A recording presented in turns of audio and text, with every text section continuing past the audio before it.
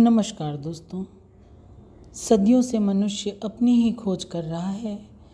वह जानता है कि वह है, लेकिन वह यह भी जानता है कि उसे नहीं मालूम कि वह कौन है।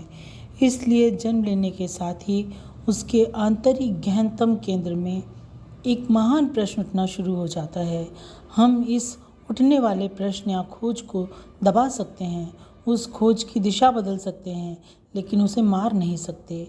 उसे मार देने या समाप्त कर देने का कोई उपाय ही नहीं है, क्योंकि वह मनुष्य की सहज स्वाभाविक प्रवृत्ति में अंतर्निहित है। यह जानने की खोज उसकी चेतना में अंतर्निहित है कि वह आखिर में है क्या। यह खोज ही मनुष्य का प्रामाणिक स्वभाव है, और जब वह यह दृढ़ निश्चय न बन जाए, मनुष्य खोज करता रहता है।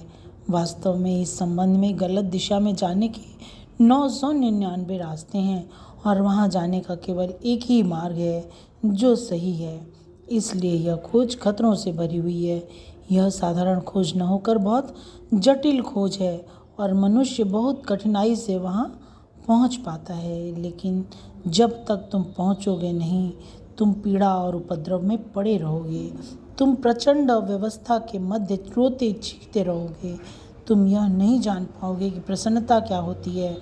तुम स्वयं को न जान लो तो फिर तुम कैसे प्रसन्न हो सकते हो, और तुम कैसे पाओगे कि कैसे होते हैं वे आशीर्वाद।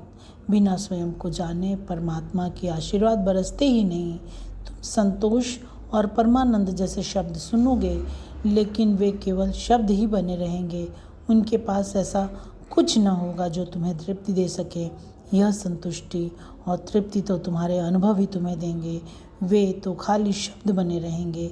वे तुम्हारे चारों ओर एक शोर उत्पन्न करते रहेंगे, लेकिन उनका कुछ भी अर्थ न होगा।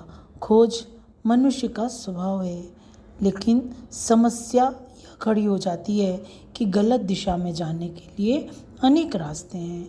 फिर ठीक मार्ग में कैसे चला जाए? इसके लिए एकमात्र उपाय है सद्गुरु की शरण में जाना, सद्गुरु के बताए रास्ते पर चलना। आज गुरु पूर्णिमा के अवसर पर हम अपने गुरु के बताए गए रास्ते पर चलने का संकल्प लें, ताकि स्वयं को समझ सकें। जीवन में उत्पन्न होने का कारण हमारा क्या है। चेतना की जागृति। सभी गुरु को, अपने गुरु को नमन करते हुए गुरु पूर्णिमा पर आप सबको बधाई। धन्यवाद।